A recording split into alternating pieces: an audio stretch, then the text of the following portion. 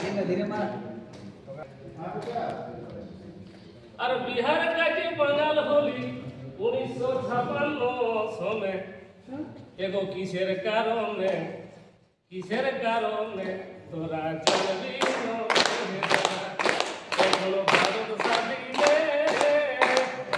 দুনিয়া আছে এখনো আছে বলা দিন তোরা জানবি না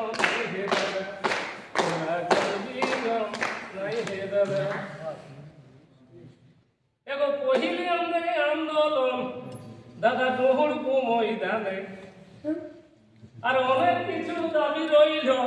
আমাদের সরকারের শোনে এ ভাই দিছে নাই কেনে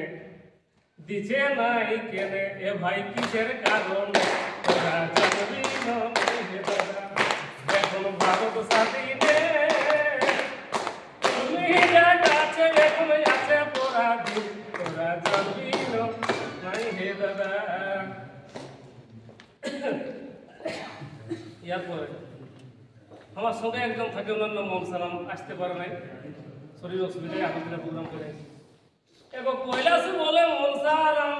এগো থাকে আমার সঙ্গে আর অজিত দাদাই আন্দোলন সংবিধান মানে এ ভাই এসটি দিছে নাই কেনে